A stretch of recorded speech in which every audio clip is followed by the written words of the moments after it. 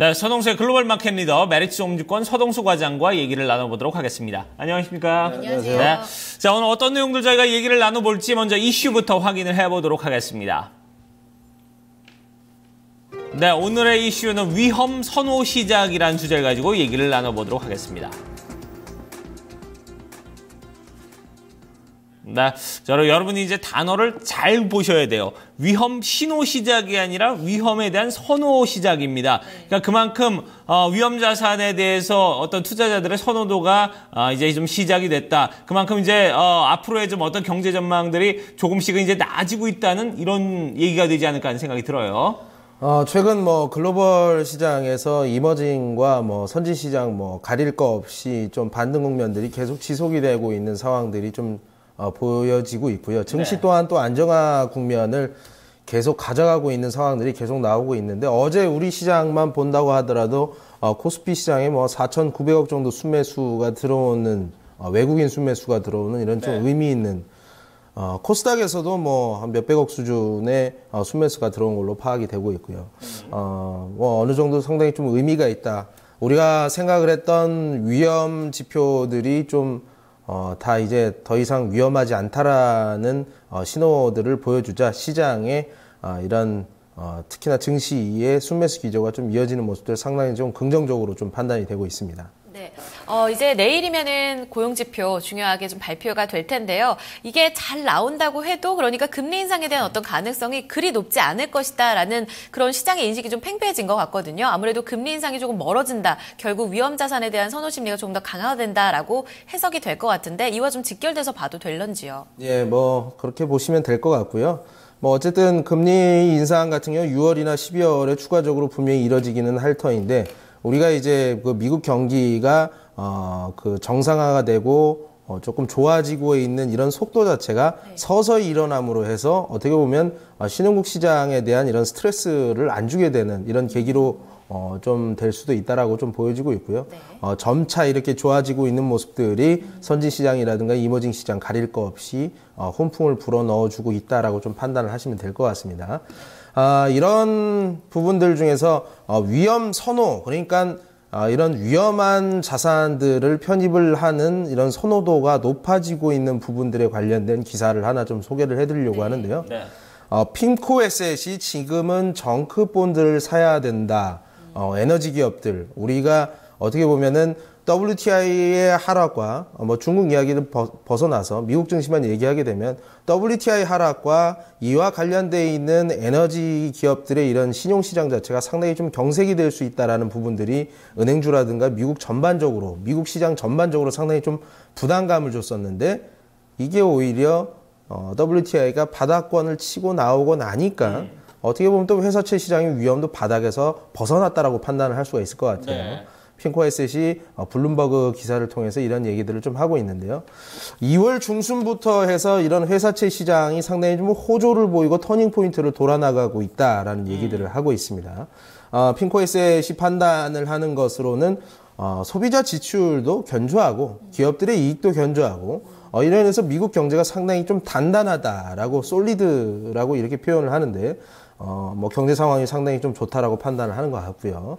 깨질 것은 아니다라고 이렇게 보는 거고요. 시장 상황 자체가 상당히 좀 매력적이다. 수년 만에 에너지 기업들의 본드를 사는 게 이게 얼마만인지 모르겠다라고 이렇게 얘기를 하고 있습니다. 그림을 한번 보시면요. 이게 어떻게 보면 이제 WB와 이제 어떻게 보면 회사채 시장 중에서 그나마 신용도가 좋은 그 회사채와 좋지 않은 회사채의 일드 갭입니다. 이게 상당히 지금 3달간 동안 해서 거의 2배 가까이 이렇게 우상향을 하면서 늘어났어요. 그만큼 위험한 채권 같은 걸 전혀 사고 싶어 하지 않는다라는 얘기입니다. 투자자들이. 그래서 어떻게 보면 이 일드 갭이 벌어진다라는 얘기는 정크 본드들, 그러니까 신용도가 낮은 이런 본드들 같은 경우는 선호도 자체가 완전 거의 없다시피, 그러니까 가격이 굉장히 폭락해 있는 수준이다. 이런 것을 보고 이 핀코 에셋이 여기에다 좀 주력을 하지 않았느냐라고 이렇게 생각이 좀 들고요.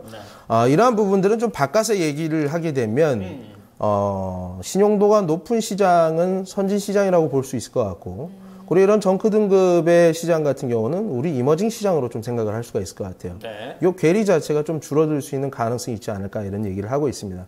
물론 지금 이 블룸버그에 나오는 기사, 핑코 에셋 이외의 다른 이제 자산운용사에 있는 이제 매니저도 인터뷰를 통해서 추가 하락 가능성이 분명히 있다.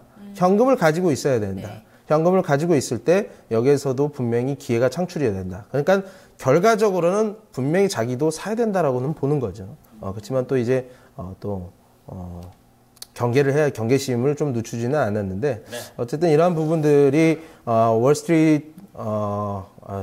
월스트리트에서 어떻게 보면 투자 아이디어로 이렇게 활용이 될 수 있다는 측면은 우리 시장한테 좀 긍정적인 부분을 시사하는 바가 아닌가 생각이 듭니다. 네, 그래요. 자, 전체적으로 지금 뭐 위험 자산에 대한 선호도가 좀 상당히 좀 높아지고 있다. 그렇다면 이 추세가 좀 계속해서 좀 갈 수 있느냐 궁금하고요. 또 뿐만 아니라 지금 어쨌든 괴리감이 분명히 좀 선진 시장하고 달러 시장하고 이머징 향후의 어떤 이런 자산 가치 어떤 괴리감들이 분명히 있단 말이죠. 이런 부분에 대해서 좀 어느 정도 좀 맞춰질 수 있을지 이런 부분도 궁금한데 향후에 좀 어떻게 전망을 하고 계십니까? 예, 또 바꿔서 얘기하자면 어떻게 보면 달러와 이종 통화와의 가치의 이 괴리 스프레드가 상당히 지금 최근에 많이 늘어난 것들이 조금씩 줄어들고 있는 모습도 우리가 확인할 수가 있죠. 결론적으로 달러가 떨어지지는 않지만 거의 뭐 100레벨, 달러 인덱스 기준으로 한 100레벨에서 유지가 되는 상황에서 이머징 자산들이 계속 추락을 하고 있다가 최근 들어서 조금 또 아리를 틀어 올리는 모습들, 이런 것들이 달러의 가격 자체를 좀 축소를 시킬 수 있다. 반대로 얘기하면 이머징, 그러니까 한국 시장이 올릴 수 있다라는 얘기가 되겠습니다. 위험 자산 선호 현상이 어느 정도 좀 지속이 된다라고 좀 보고 있고요. 마지막 뭐 리스크 트리거라고 볼 수 있는 상해 증시 한번 일봉 한번 보시면요. 최근 들어서 상해 증시하고 이머징 증시하고의 흐름이 완전히 괴리도가 좀 많이 좀 벌어지고 있는 것 같아요. 그러니까 디커플링이 좀 나오고 있고요. 더 이상 상해 증시가 떨어진다고 하더라도 우리 시장에 크게 영향을 좀 주지 않고 있는 이런 상황들을 우리가 확인을 할 수가 있습니다.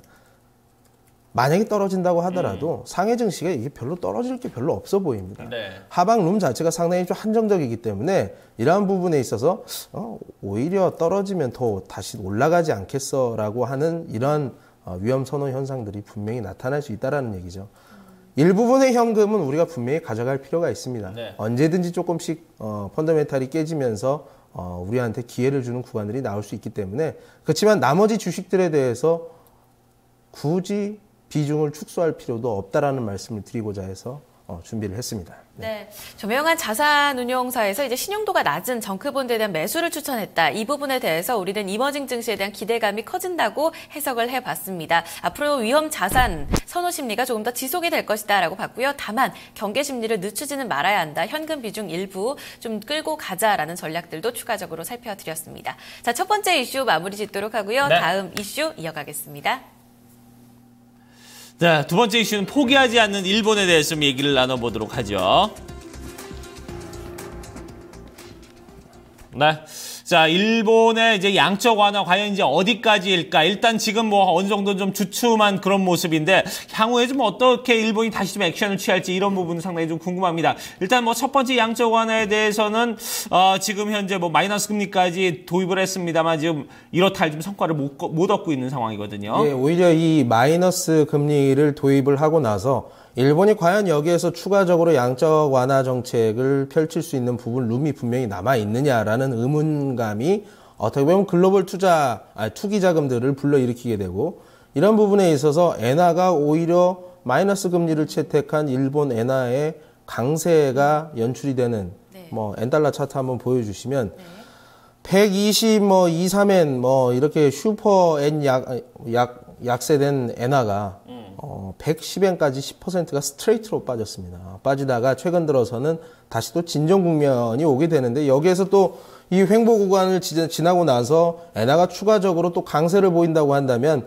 사실 뭐 시원치 않은 그 경제 성장률을 보여주고 있는 일본이 어떻게 보면 상당히 엔화 강세로 인해서 일본 기업들의 부담감이 좀 늘어날 수 있는 구간들이 분명히 나올 수 있거든요.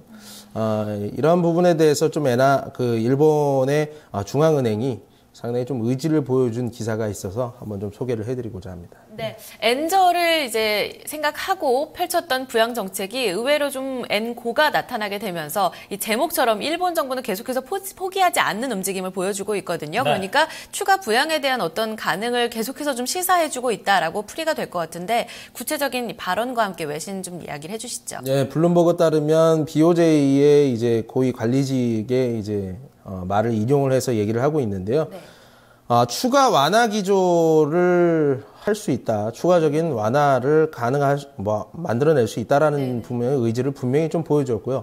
그렇지만 어떠한 방법이 아니라 그 강도 자체가 어느 정도가 될 것이냐. 그리고 어느 정도의 크기로 어느 정도 시기에 나올지 모르게. 그러니까 어떻게 보면 투기자금 입장에 돌려봤을 때 불확실성이 상당히 좀 커지게 되는 국면입니다. 그래서 이 10%나 강세를 보인, 어떻게 보면 상승을 보인 이 엔화에 대한 추가적인 베팅을 하는 것 자체가 어떻게 보면 좀 불확실성이 커졌다라고 좀 해석을 할 수가 있을 것 같고요. 어쨌든, 최근에 이제 블랙머니, 투기자금이 이제 엔화 강세에다가 베팅을 좀 방지를 하고자 하는 이런 의지를 BOJ에서 보여줬다라고 보시면 될 것 같습니다. 네, 그래요. 자, 이렇게 엔화에 대해서도 좀 우리가 좀 이 시간에 좀 얘기를 나누고 있는데 앞으로의 그러면 이제 국면은 좀 어떻게 전개가 될지 글쎄요, 어떤 반등을 좀 가져올 수 있을까요? 어떨까요? 이게 사실 엔화가 강세를 보이는 거에다가 투자는 못하겠지만 최근 들어서 이 반대로 원화 약세로 인해서 한국 수출 기업들의 생산성이 강화가 된다라는 이런 아이디어를 통해 자동차 산업에다가 투자를 하는 부분들이 최근 한 2, 3주 전에 좀 굉장히 세게 일어났었습니다. 최근 약간의 횡보 구간을 좀 보여주고 있는데 펀더멘탈이 개선이 된다라고 보기 어려운 이런 이제 그 대외 변수 팩터를 가지고 투자 아이디어로 가져가는 데에는 상당히 무리가 있다. 그 엔화는 이런 이제 BOJ의 흐름으로 인해서 추가적인 강세보다는 횡보 국면에다가 오히려 기술적 반등에 들어가면서 다시 약세 국면으로 좀 들어갈 수 있는 가능성이 있다. 반대로 얘기하면 원화가 강세로 돌아서면서 이런 수출 기업들에 대한 센티멘트가 조금 악화가 될 수 있는 가능성이 충분히 있다라는 얘기입니다. 결론적으로 엔화 약세라든가 아니면 원화의 약세라든가 이런 통화의 움직임에 따른 투자 아이디어를 가져가는 것은 제가 봤을 땐 별로 옳지는 못하다라는 생각이 좀 많이 들고 있고요. 어쨌든 이러한 것들은 우리의 영역은 좀 아니기 때문에 어쨌든 앞으로 한 2, 3주 원화가 강세가 나오고 엔화가 약세로 좀 돌아서는 이 국면에서는 이런 통화를 가지고 투자하는 부분들은 좀 배제를 하시라고 다시 한번 말씀을 드리겠습니다. 네. 잠시 동안에 엔고를 누리면서 이 수출주에 대한 관심이 급속하게 좀 높아진 부분이 있었는데요. 네. 다시 한번 BOJ 쪽에서는 엔저를 위해서 좀 추가적인 부양책을 시사하겠다라는 가능성을 계속해서 보여주고 있습니다. 다시금 엔저로 돌아설 수 있는 가능성이 그만큼 커졌다는 건데요. 네. 따라서 엔화 강세 그리고 원화 약세에 대한 투자 아이디어 조금은 좀 배제하면서 가자라는 전략들 다시 한번 짚어드렸으니까요. 참고해 보셨으면 좋겠습니다. 네. 자, 오늘 말씀 마무리 짓겠습니다. 메리츠 종금증권 서동수 과장과 함께했습니다. 감사합니다, 과장님. 고맙습니다.